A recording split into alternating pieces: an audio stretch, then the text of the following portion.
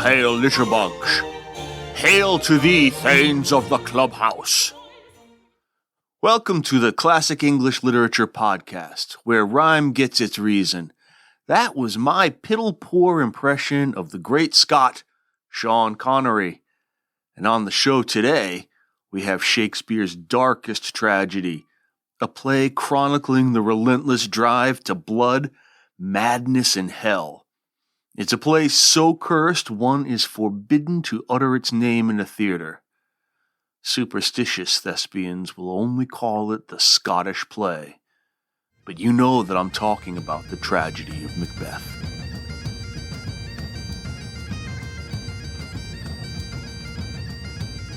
Macbeth is Shakespeare's shortest tragedy. The entire script is not much longer than Hamlet's part alone in that play. The bard offers an economic, tightly paced, relentless descent into the most monstrous regions of the human psyche. It's a place of blindness, will, ruthlessness, desire, as well as one of profound loss, profound desperation.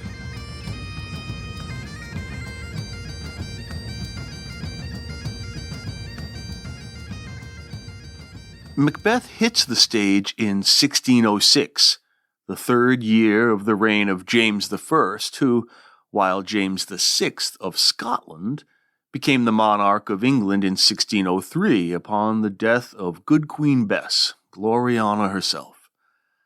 James became the official patron for Shakespeare's theater company, and so the Lord Chamberlain's men became the King's men, and that looks rather flashier on the shingle. But while Shakespeare and co. were pleased with the new prestige, not everyone in England welcomed James. Now, we mentioned the succession crisis a few times here on the potty, that great national anxiety attending an aging queen who had no clear heirs. Catholics, particularly, hoped to get a monarch somewhat more tolerant of their religion, one who might ease some of the Tudor restrictions and proscriptions. Alas, Jamie is nae your man. At the opening of Parliament in 1604, he declared, quote, "I acknowledge the Roman Church to be our mother church, although defiled with some infirmities and corruptions. Let the papists assure themselves that, as I am a friend of their persons, if they be good subjects, so am I a vowed enemy, and do denounce mortal war on their errors." And so we get the gunpowder plot. Know ye not of the gunpowder plot? Well, get yourself a nice glass of scotch and I'll tell you. It was a failed conspiracy to assassinate King James and the whole of Parliament on November 5th, 1605. The conspirators, a group of English Catholics led by Robert Catesby, planned to blow up the House of Lords during the state opening of Parliament, killing the king and key government officials. One of the conspirators, the infamous Guy Fawkes, collected 36 barrels of gunpowder beneath the House of Lords. However, an anonymous letter sent to Lord Monteagle, a member of that august body, warning him to stay away from the opening session, tipped off the ever-vigilant security services, who conducted a search of the cellar and discovered Fawkes guarding the barrels. Now, Fawkes utterly failing to produce a convincingly innocent explanation why he should be guarding 36 barrels of gunpowder in Parliament's root cellar, was arrested and tortured, revealed the details of the conspiracy, and named names. The conspirators were captured, tried for treason, and executed in the traditionally ghastly manner. Remember the 5th of November. Well, what's this to do with Macbeth? Well, I'll tell you that too. The play concerns the assassination of a Scottish king and the moral and political chaos that follows. In doing so, it celebrates the ascension of the new Stuart dynasty and its victory over such chaos. Shakespeare adapts and embroiders several tales concerning 11th century Scottish history, taken from the ever-present Holinshed's Chronicles, tailoring bits to make the Stuart succession seem foreordained. But I don't want to imply that Shakespeare is a mere political toady here. Now, while a good sucking up to a king is a sound strategy for keeping body and soul together, our William is not some Ministry of Truth propagandist.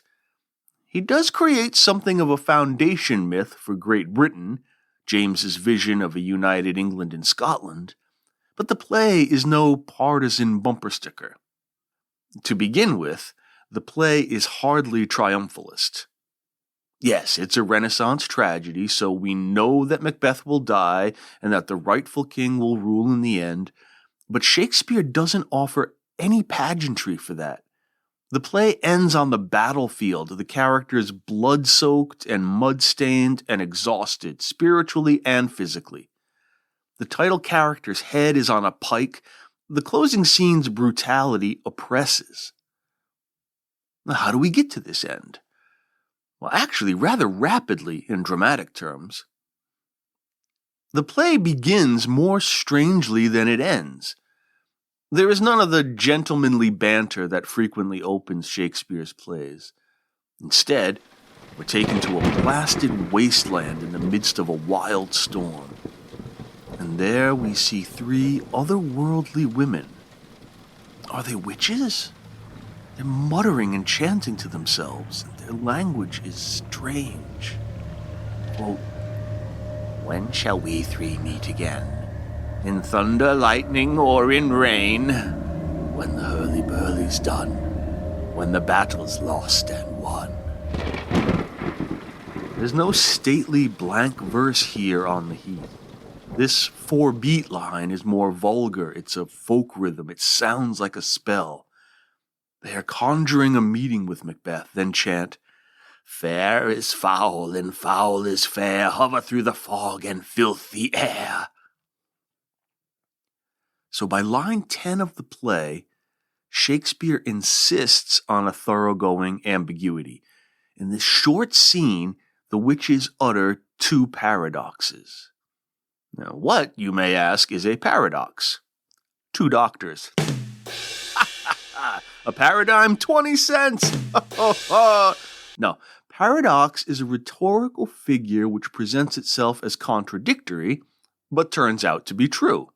So, for instance, the witches say they will meet Macbeth when the battle's lost and won. At first, one may think, well, how can a battle be both lost and won? And then one considers more deliberately, well, you could win the battle but lose the war. Or you could win the battle but lose many of your soldiers. Or one side wins and one side loses. What seemed contradictory turns out to be quite true and, in fact, demands that we consider the problem from a number of angles. Now, the paradox Shakespeare drops on line 10, fair is foul and foul is fair, that sums up the whole play. Now, fair here can mean just, equal, good, or beautiful. And foul, unjust, unequal, evil, or ugly. It's great fodder for that old English class theme chestnut. Appearance versus reality. Appearances are deceiving. Because, yeah, that's kind of what it means. Don't trust what you see. What appears good may be bad. Got it. But if we push the idea further, we could argue that moral or value polarities are reversed, inverted. That is, what we think is good is actually bad, and we value the wrong things. But at its extreme, the line posits that there is no distinction between these apparently oppositional values. Not only that one cannot be separated from another, as we like to think, but that they are, in fact, monistic. The line says it's all the same thing. Fair and foul are false categories. This, I think, is the most troubling idea the play presents. So be on the lookout for variations on the paradox. We got contradictions, category collapse, indeterminacy. The next scene takes place after the hurly-burly's done. There's been a terrific battle by which Scottish rebels under a traitor named MacDonald, in coordination with the Norwegian army assisted by a treacherous Thane of Cawdor, have attempted King Duncan's overthrow. Now, just to let you know, a Thane in medieval Scotland is roughly the equivalent of an English earl. It's a very highly placed nobleman, the king's inner circle. It's kind of like a Thane back from Beowulf, the Comitatus Club. Forces seemed evenly matched in this battle until the Thane of Glamis, Macbeth, comes on the scene. The captain provides a graphic report of Macbeth's defeat of MacDonald. Quote, "For brave Macbeth, well he deserves that name, disdaining fortune with his brandished steel, which smoked with bloody execution, like valor's minion carved out his passage till he faced the slave, which ne'er shook hands nor bade farewell to him, till he unseamed him from the nave to the chops and fixed his head upon our battlements."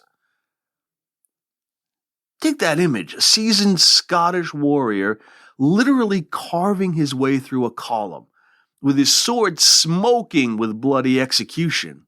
Smoking figuratively, like he's making fast, devastating work against the enemies, but probably also smoking literally, because human blood is 98.6 degrees and the air is cold in Scotland.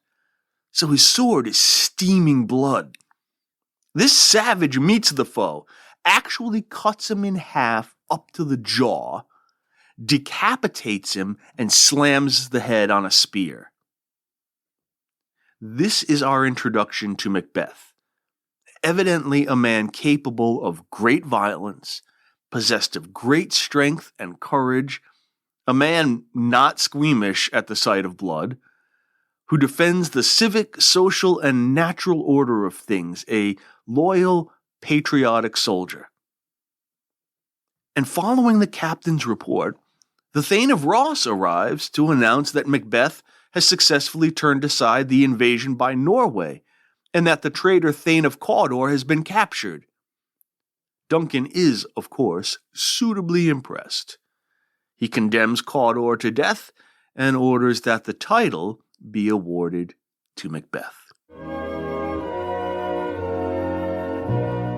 Now, since the battle's over, we return to the witches, who chat about killing pigs, hassling sailors' wives, and cursing their husbands with 81 weeks of insomnia, the first of the play's many, many references to sleep and sleeplessness. Then, Macbeth and his close friend and comrade Banquo enter, and the protagonist's first words in the play are, quote, "So foul and fair a day I have not seen." Right. Shakespeare's being about as subtle as a neon sledgehammer between the legs. Macbeth's first words repeat the witch's paradox. He's capable of recognizing nuance and ambiguity at this point in the play. Right? It's a fair day because they won the battle. It's a foul day because the weather's crappy. That ability to distinguish will deteriorate sharply as we go on and is, I think, perhaps the main catalyst to his eventual downfall. Anyway, they happen upon the witches, who greet them, quote, "All hail, Macbeth, hail to thee, Thane of Glamis." "All hail, Macbeth, hail to thee, Thane of Cawdor." "All hail, Macbeth, that shalt be king hereafter." Now pay attention here. These are the prophecies that put Macbeth on the path to destruction. Imagine that I've put prophecies in scare quotes. They don't really say much, do they? The first merely identifies Macbeth. He actually is Thane of Glamis.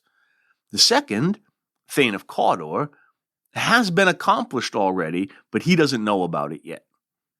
The third, well, that does seem a bit predictive. But note that it offers nothing else. It doesn't say how or when or why he'll be king hereafter. Now, there's some question as to whether the witches actually have supernatural prophetic powers or if they simply trigger Macbeth's latent ambition. Now, your view will depend on whether or not you think Macbeth has ever considered the kingship before. Some will say no, he hasn't, that he recognizes his place as a thane to the king, that place is ordained by a divine or cosmic justice, and that he happily performs his duties according to that justice. And I suppose that's possible. He does go into a daze. Banquo even asks, repeating the paradox again, quote, "Good sir, why do you start and seem to fear things that do sound so fair?" Why indeed? I think Macbeth has long coveted the throne. Why is he afraid here? Because he hears a validation of some dark fantasy he's harbored. When Ross arrives, announcing Macbeth's elevation as Thane of Cawdor, Macbeth ponders the implications. Quote, "The supernatural soliciting cannot be ill, cannot be good. If ill, why hath it given me earnest of success, commencing in a truth, I am Thane of Cawdor? If good, why do I yield to that suggestion whose horrid image doth unfix my hair and make my seated heart knock at my ribs against the use of nature? Present fears are less than horrible imaginings. My thought, whose murder yet is but fantastical, shakes so my single state of man that function is smothered in surmise, and nothing is but what is not."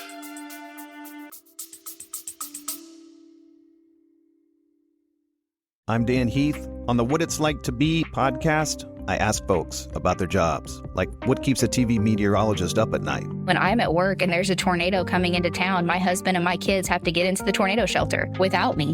What keeps a welder driven? I never am satisfied. I always know I can do better. And what keeps a hairstylist on her toes? I know she likes that Holly Berry haircut, but she doesn't look like Holly Berry. Find out on What It's Like to Be, wherever you get your podcasts. Did you hear all the paradoxical language there? Okay. So already Macbeth is fantasizing about assassination. Remember, he was cutting men in half like 10 minutes ago for Duncan, and now he contemplates regicide. It feels to me like the brass ring he's waited for years is finally coming round.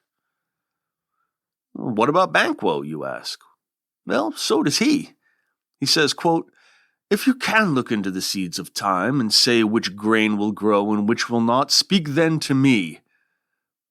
The witches proceed to say that he will be lesser than Macbeth, but greater, not so happy, yet much happier. He will father kings, though he will not be one himself. Now, Macbeth fails to register that this means his dynasty, if it ever exists, must be exceeding short. But I'd like to point out a feature of Banquo's language here.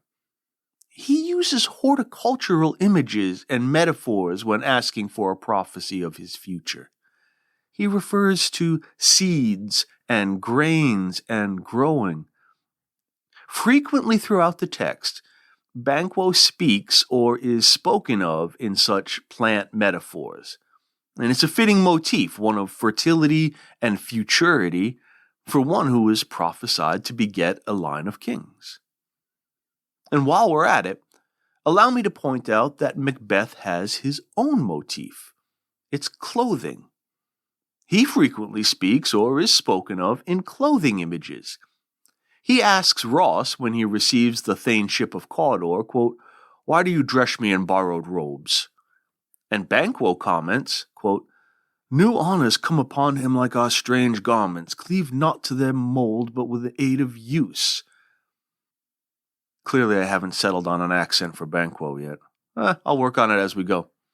Borrowed robes, strange garments, things that don't fit. And clothing hides us, doesn't it? Makes us appear differently than we are.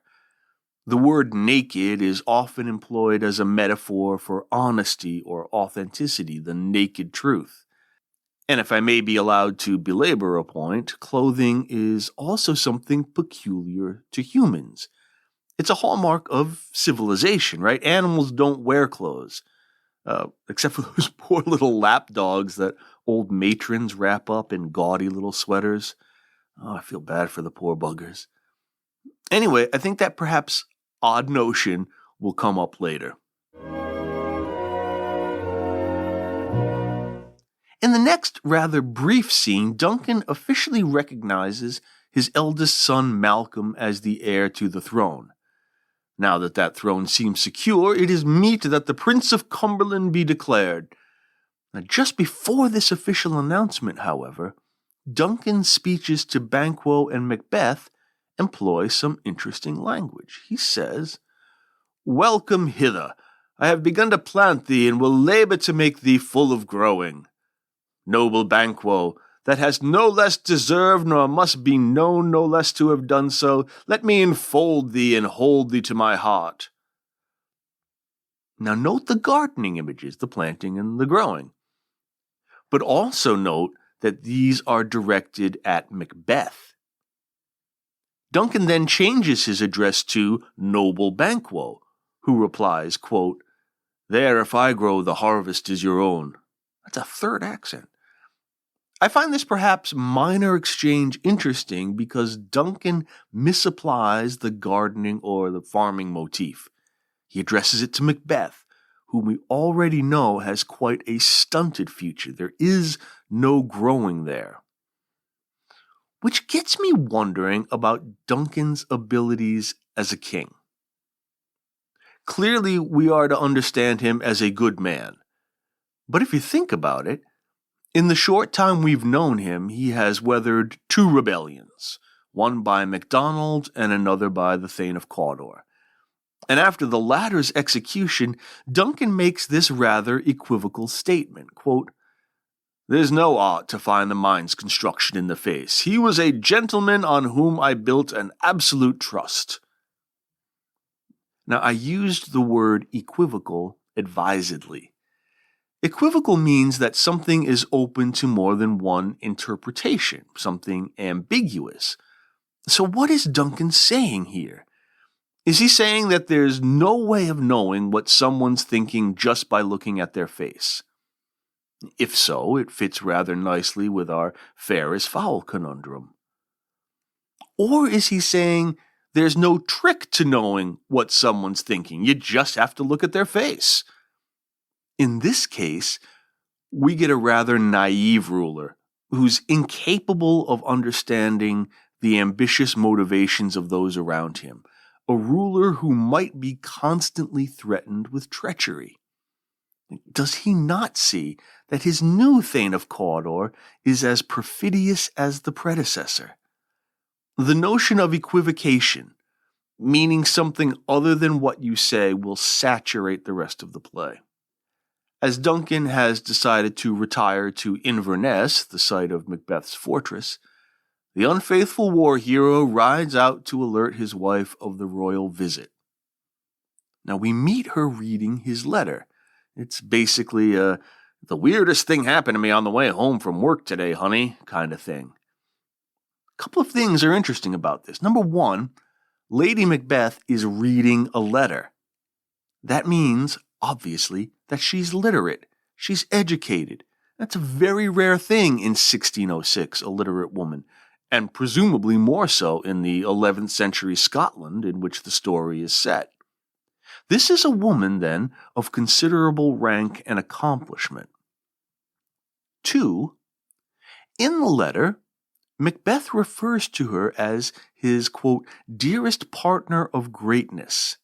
His dearest partner of greatness. Now, this may seem unremarkable to 21st century ears, but in the 17th and, indeed, the 11th centuries, a man clearly recognizing his wife's equality to him as a person would have been most jarring.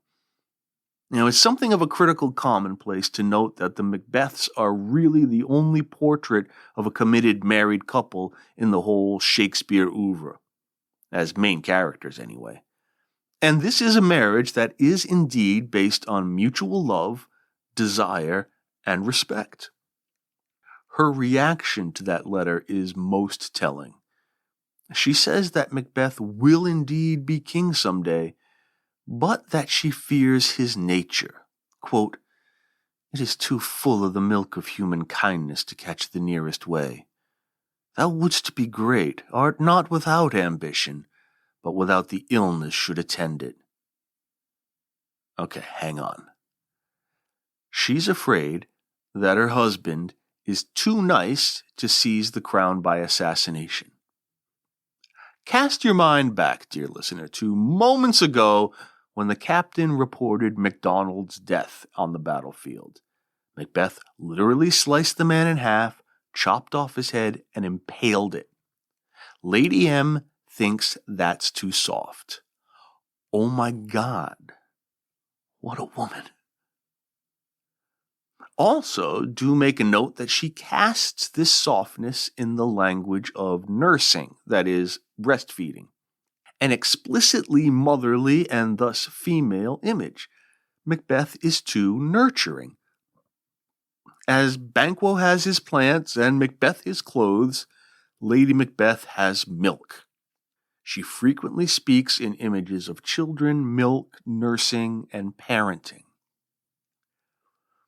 We then witness her harrowing prayer to the forces of darkness, a petition to be unsexed, that is, to be made more like a man to accomplish her aim. Quote, "Come, you spirits that tend on mortal thoughts, unsex me here, and fill me from the crown to the toe, top full of direst cruelty. Make thick my blood. Stop up the access and passage to remorse, that no compunctious visitings of nature shake my fell purpose, nor keep peace between the fect in it. Come to my woman's breasts and take my milk for gall, you murdering ministers, wherever in your sightless substances you wait on nature's mischief. Come, thick night."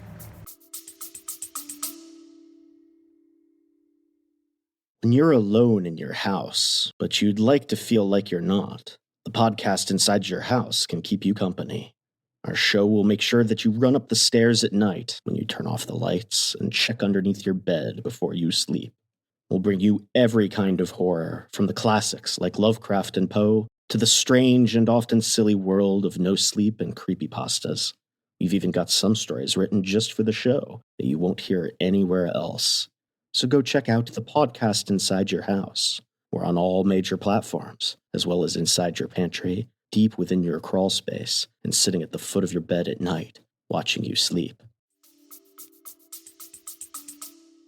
And pall thee in the dunnest smoke of hell, that my keen knife see not the wound it makes, nor heaven peep through the blanket of the dark to cry, "Hold! Hold!"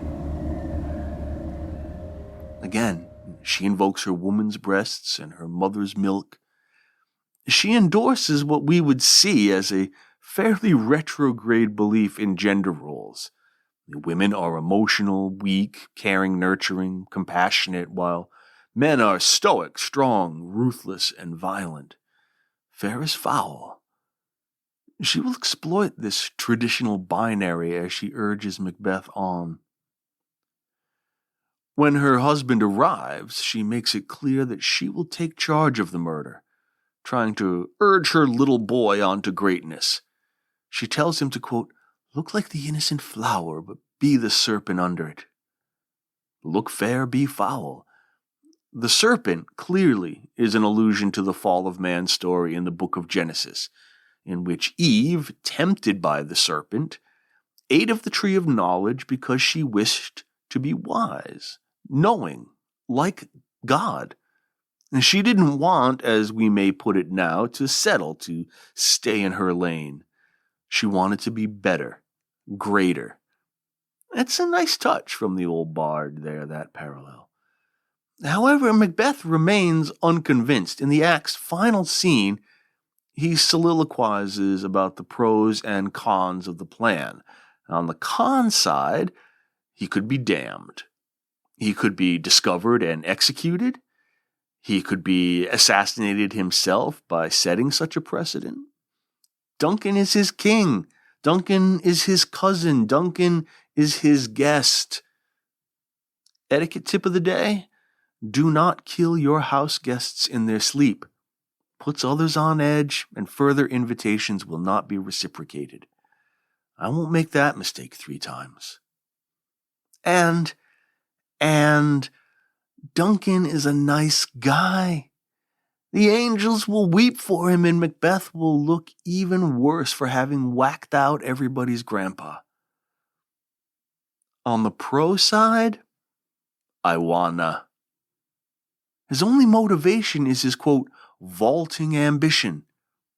Lady M had mentioned his ambition in her scene, but she's not so sure it vaults, obviously. And you know what? I'm not either. Ambition is the go-to answer for Macbeth's tragic flaw and the critic's favorite reason for the whole mess, but actually, I'm not thoroughly convinced. More on that later. Right. He decides to back out, and Lady Macbeth is furious. She questions his manhood repeatedly, intimating that she could not love such a weak coward. He rebuts her, quote, I dare do all that may become a man. Who dares do more is none. Now here the word become means suitable for, appropriate to, right? So who goes beyond what is appropriate for a man isn't one anymore. What is he? Now the good lady implies the answer. Quote, what beast was it then that made you break this enterprise to me? Macbeth believes he would be an animal if he went through with this. Lady Macbeth believes men should be animals. She taunts him with maybe the most savage image in the play. She says, quote, I have given suck, and know how tender 'tis to love the babe that milks me. I would, while it was smiling in my face, have plucked my nipple from his boneless gums and dashed the brains out, had I so sworn as you have done to this. If I had promised to kill my child for you, Macbeth, I would have done so. But did you hear the verb tense in that first line? Have given. Grammar nerds will know that this is the present perfect tense, which indicates a past action that has consequences in the present. This means that Lady Macbeth once had a child and once nursed that child, but clearly does not have that child anymore. She has lost that child. To what extent may post-traumatic stress or postpartum depression or something inform her demonic willingness to be unsexed? Was it Macbeth's child? Well, don't know. Wouldn't think so given the personal, possessive language. Maybe this was a previous marriage, which was actually the case historically. The real Lady Macbeth, a woman named Gruach, watched as her children were slaughtered before her during a raid, and her husband died in that action too, and so she then hitched her wagon to this up-and-coming Thane of Glamis. Though it certainly could be his too, I guess, in the play. I mean, the speech is elastic enough. And combining the loss of a child with the ungodly trauma of tearing men to pieces for a living, and you could see where Macbeth may be prone to some psychotic breaks. Anyway, they settle on a plan. Get the guards drunk.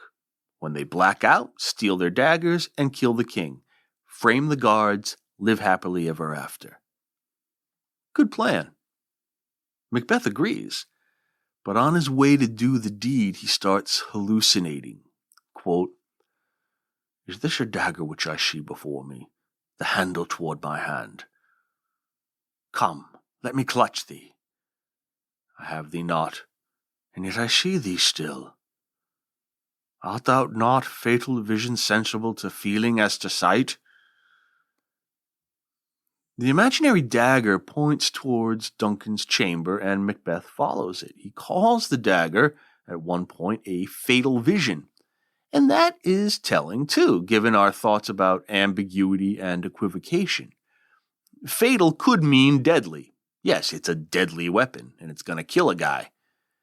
But here it could also mean fated, destined. It may be the vision that fulfills the prophecy.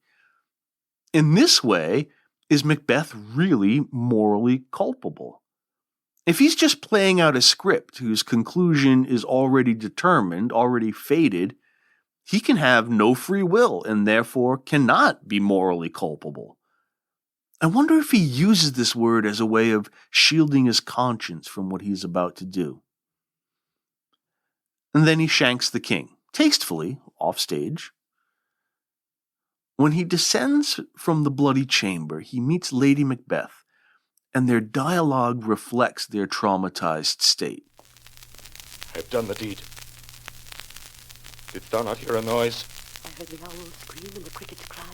Did not you speak? When? No. As I descended? I? Hark!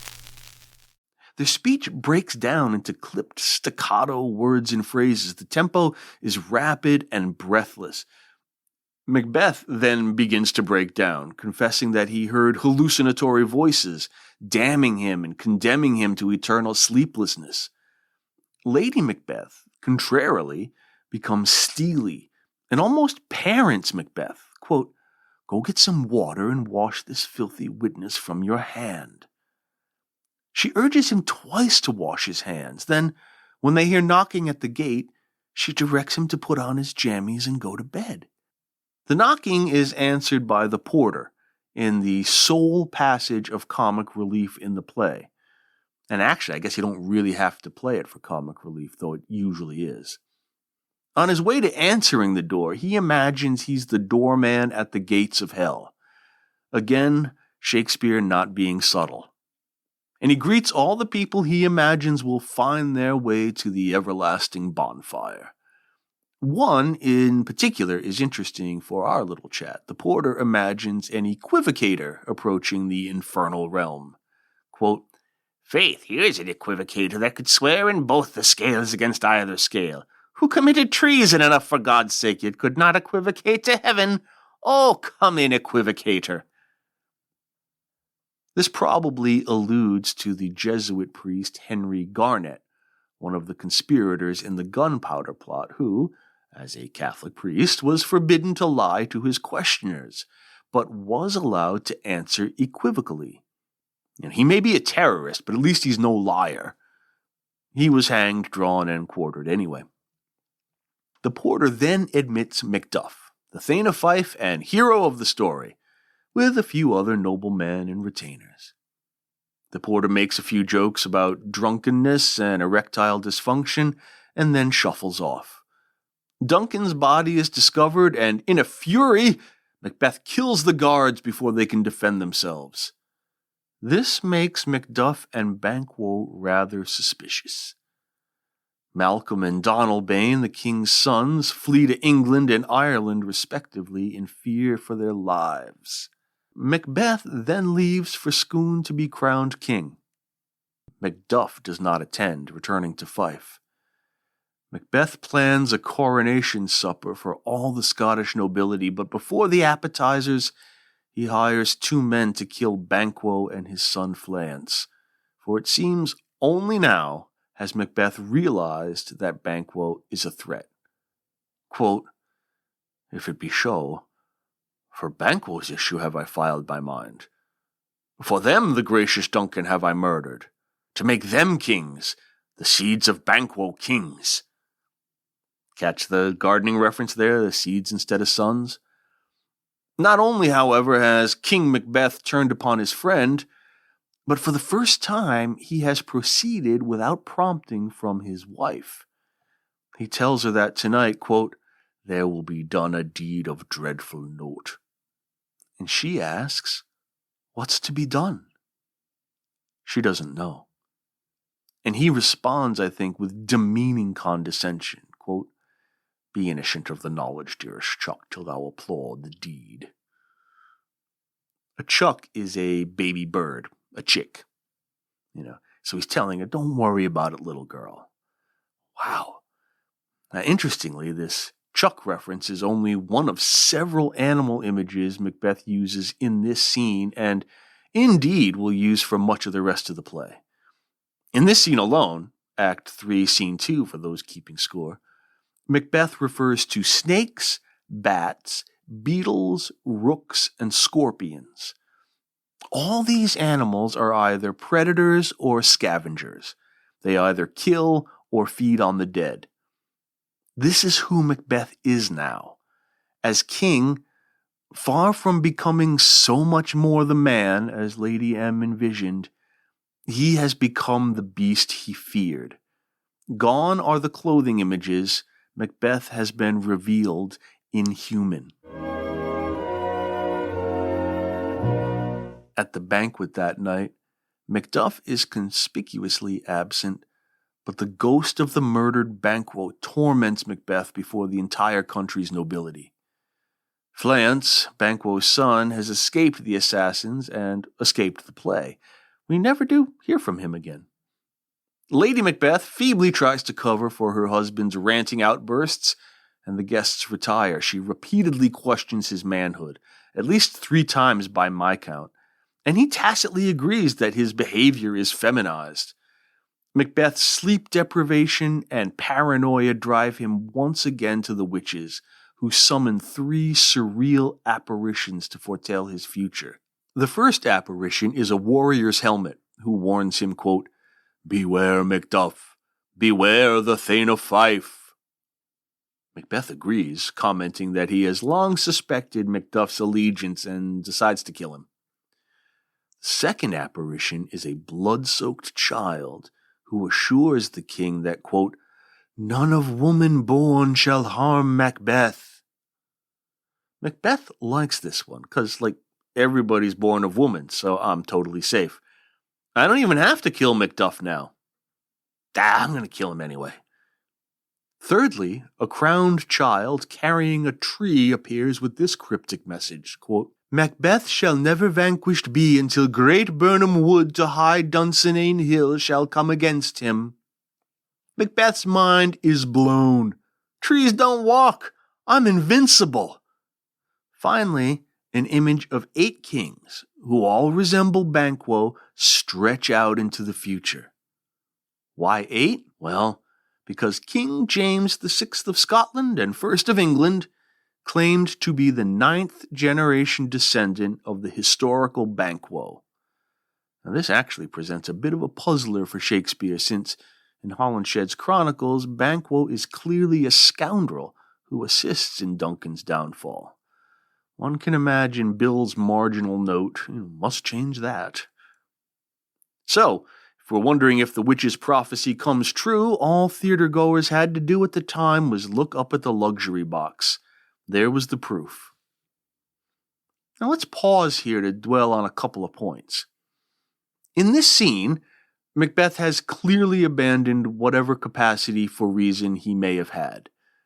Not that he was ever a great thinker, but early in the play he does spend some time trying to dispassionately consider the best course of action and its consequences.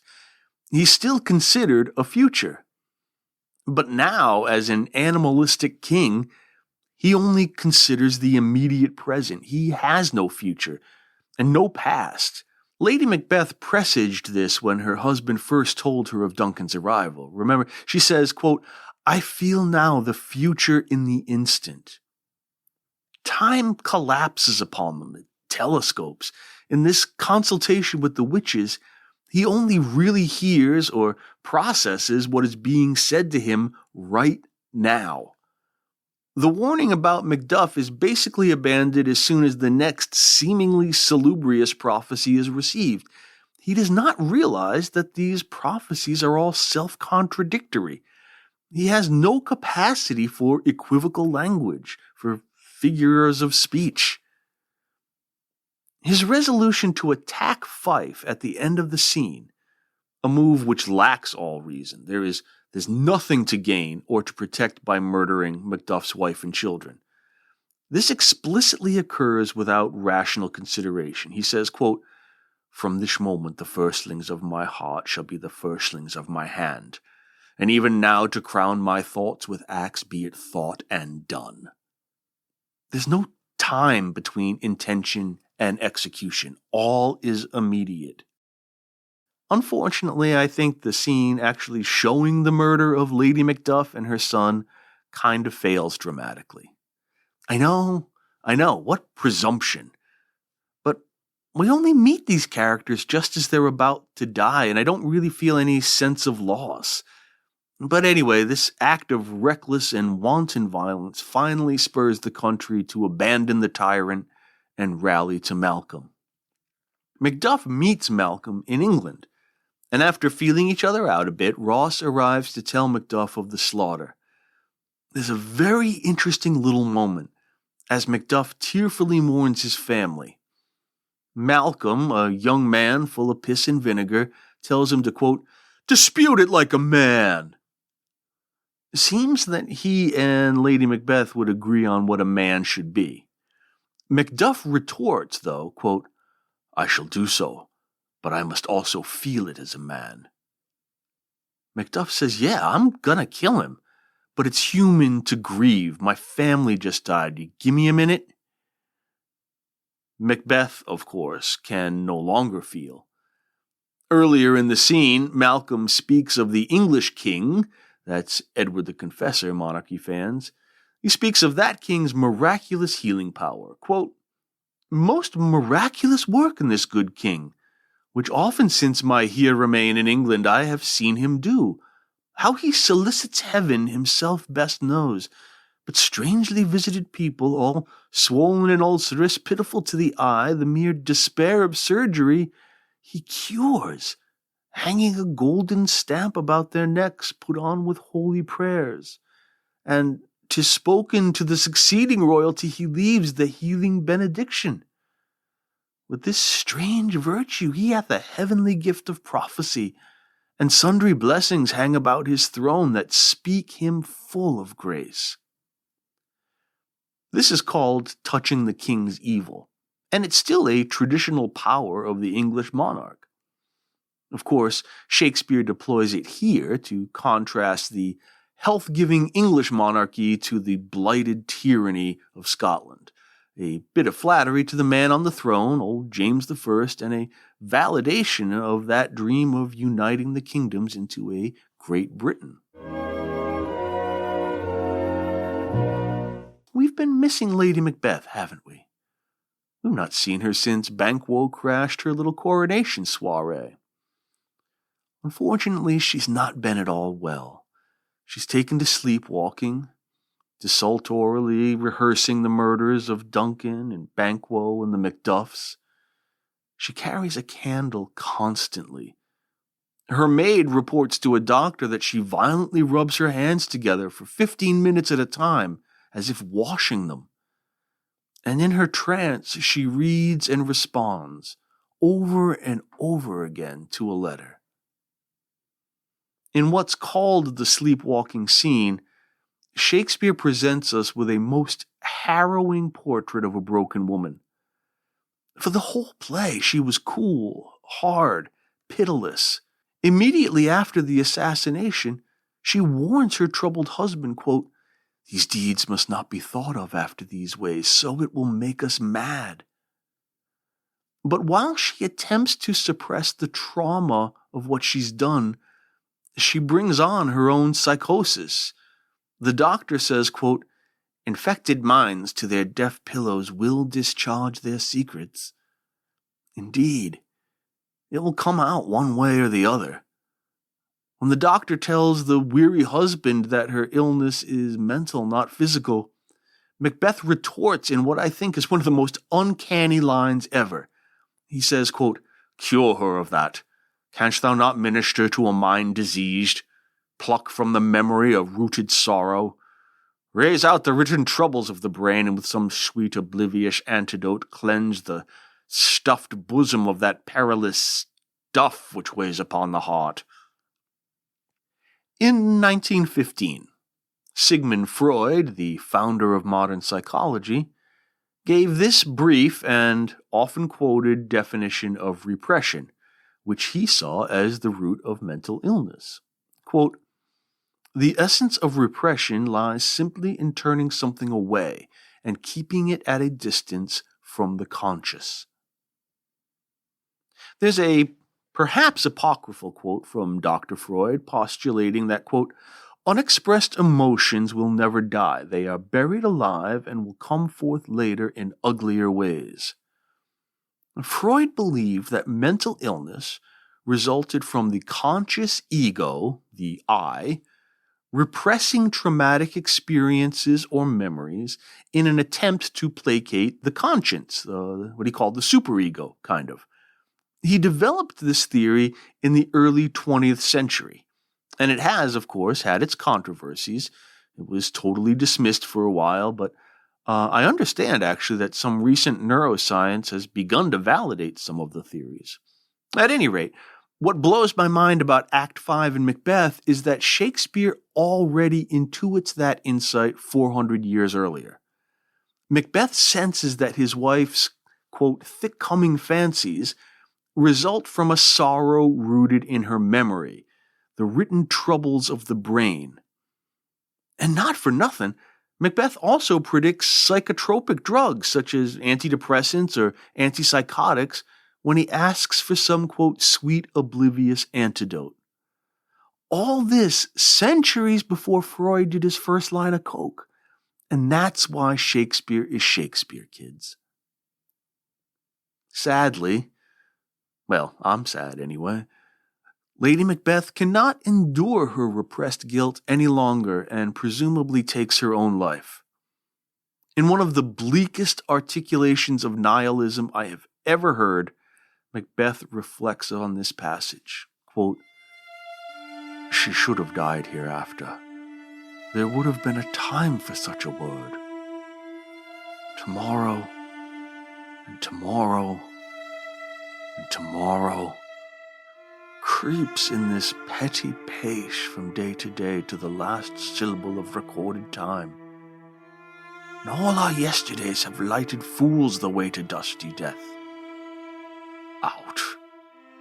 Out, brief candle. Life's but a walking shadow, a poor player that struts and frets his hour upon the stage, and then is heard no more. It is a tale told by an idiot full of sound, fury, signifying nothing.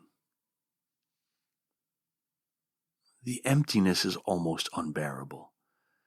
He begins with a somewhat ambiguous line, she should have died hereafter. Now, depending on how we read it, we get quite different senses of Macbeth's perhaps still clinging humanity. If it means, as I must admit, most critics agree it does, if it means that she would have died anyway at some point, then surely Macbeth has fully ceased to be human. Even for his dearest partner of greatness, he can summon no emotion.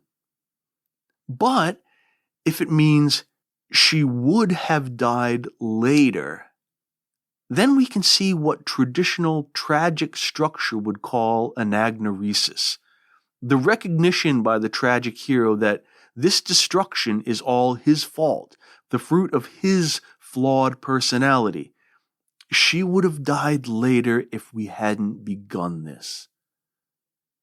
I always think of that moment in Return of the Jedi when Darth Vader removes his helmet to reveal that little bit of Anakin that survives, the living man and the lifeless machine. But I admit this more optimistic reading does not gel as nicely with what follows in that speech. Macbeth has once again become aware of time, and those repeated tomorrows emphasize a dreary drudgery. Early printings of the play hyphenate to-morrow, stressing the to as a preposition indicating motion toward, like this endless slog. He speaks of time, too, as if it were the speech, the language that so often confounds him, the last syllable. Death is dusty because there is no salvation. We return only to the dust from whence we came.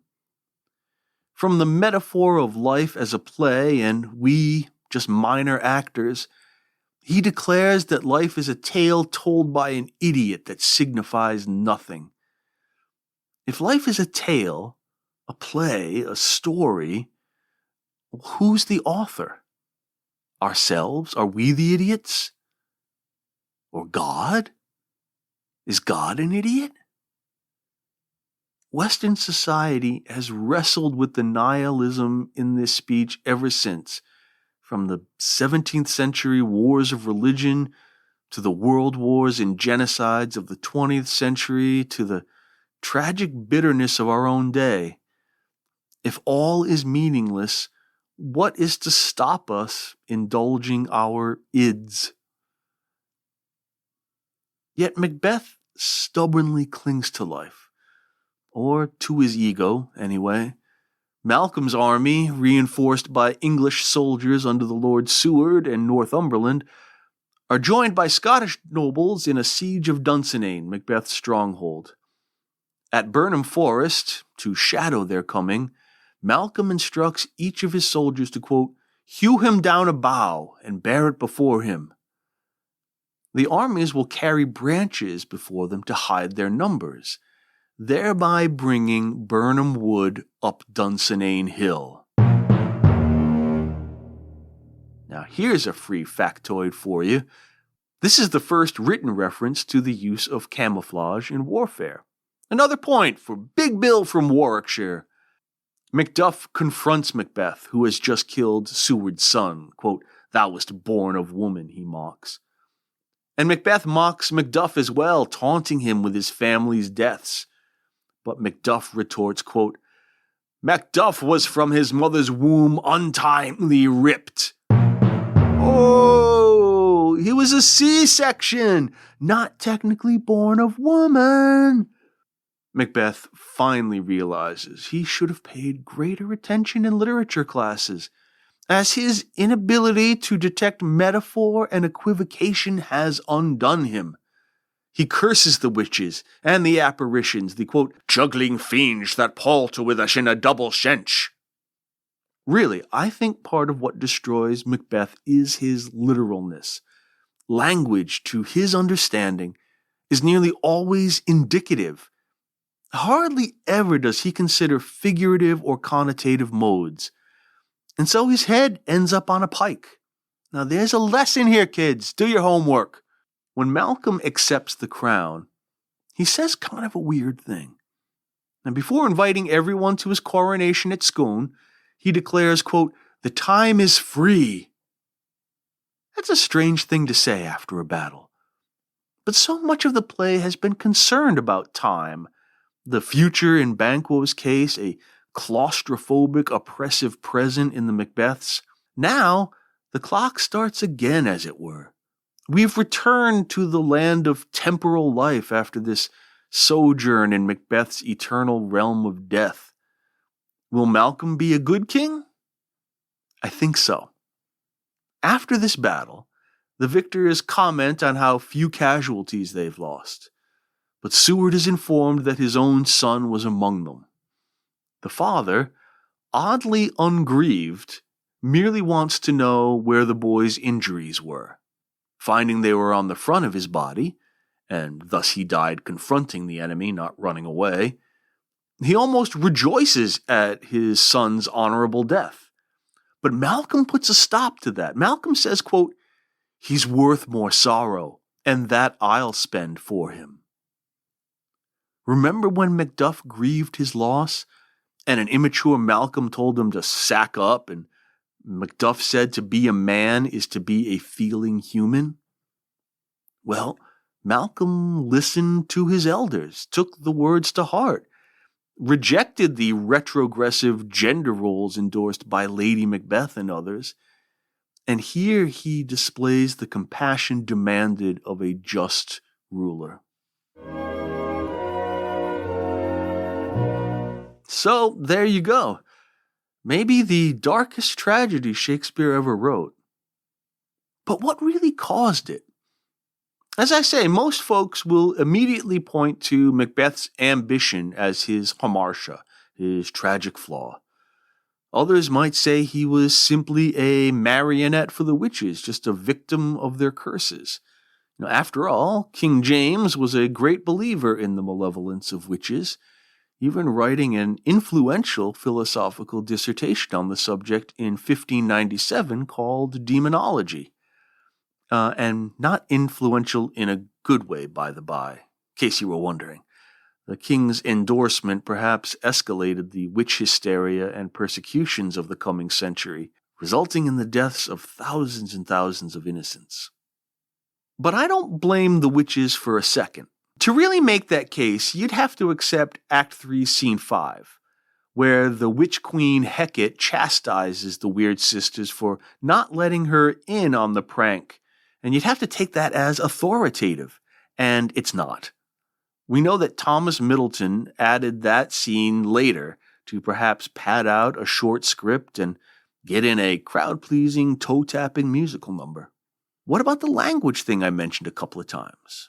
Yeah, I do think Macbeth's inability to intellectually process the fair is foul paradox is a key factor. But what of the cause? Well, I'm going to make a perhaps radical suggestion. I'm going to suggest that ambition was not the cause of the tragedy. At least not selfish ambition. Because I find it odd that for all the assumption out there that Macbeth lusts for glory, he never mentions his attraction to political power. Never. He never says how great it will be to be powerful, to be ultra wealthy, to have grand palaces and servants and ice cream every night and champagne-filled bathtubs and dancing girls. He never says anything about how great it's going to be king. He only ever mentions it in the letter to his wife. And in that, he writes, quote, "This have I thought good to deliver thee, my dearest partner of greatness, that thou mightst not lose the dues of rejoicing by being ignorant of what greatness is promised thee." What greatness is promised thee. He wants it for her. He wants to be the best man he can be for her. And she wants it for him too. She says, quote, "He shalt be what thou art promised." And I wonder if this ties into her childlessness. Like in the medieval and early modern world, a noblewoman's chief job was to produce an heir for the noble man. This Lady Macbeth cannot do. So perhaps making him king is her recompense to him. I think that Shakespeare's The Tragedy of Macbeth is a love story. Think about that next time you watch the Scottish play. Thanks everyone for listening and for all your support, whether that's positive reviews on your podcast platform, recommending the show to friends, or a financial donation. I appreciate it all. I really do. Thank you. So till next time, be safe, everybody.